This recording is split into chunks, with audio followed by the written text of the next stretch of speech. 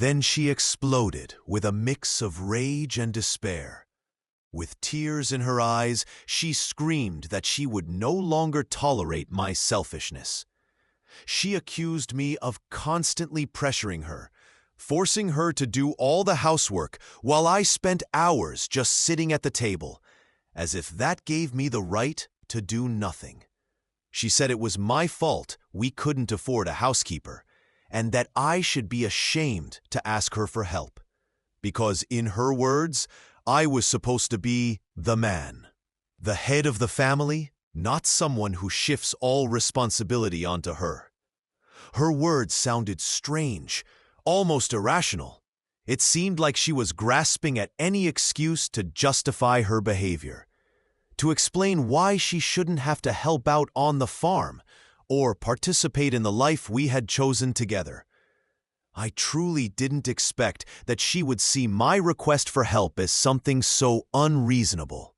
We started arguing. At first, voices were raised, then it turned into shouting.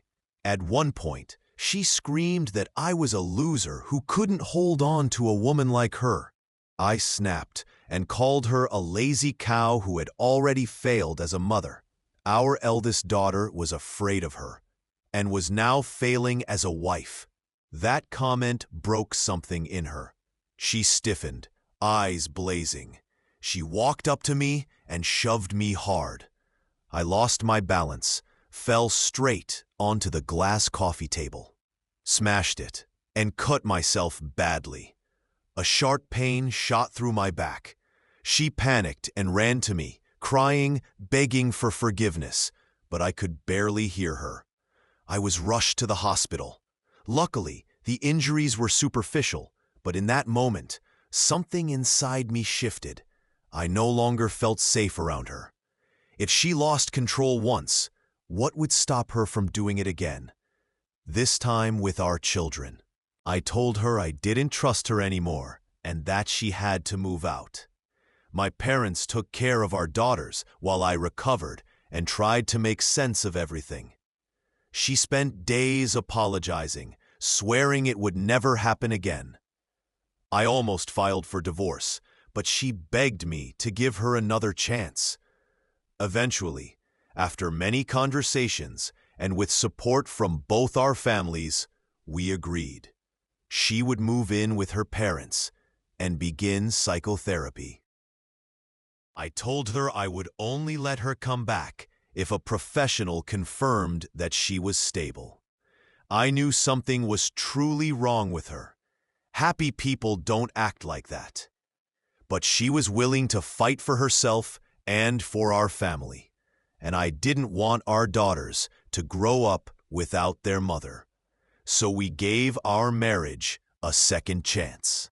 While living apart, we both attended family therapy. I also stayed in touch with her personal therapist. The diagnosis was serious: postpartum depression with aggressive episodes, which had never happened before. The shove that landed me in the hospital wasn't just a physical incident. It was a wake-up call for both of us. Nearly a year passed. About 6 months later, I allowed her to start visiting the girls under my supervision.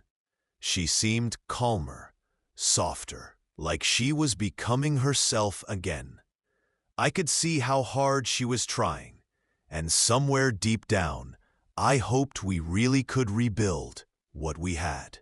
For a while, everything seemed to be getting better. She tried, I believed, but then, suddenly and without explanation, she stopped coming to our therapy sessions. She stopped replying to my messages, even though I knew from her therapist that she was still progressing. It all felt bizarre, like some invisible wall had returned between us. I tried for weeks to talk to her, but she just brushed me off, saying she needed time for herself. And then I understood.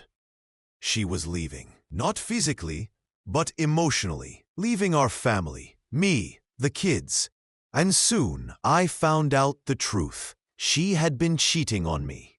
But that is another story.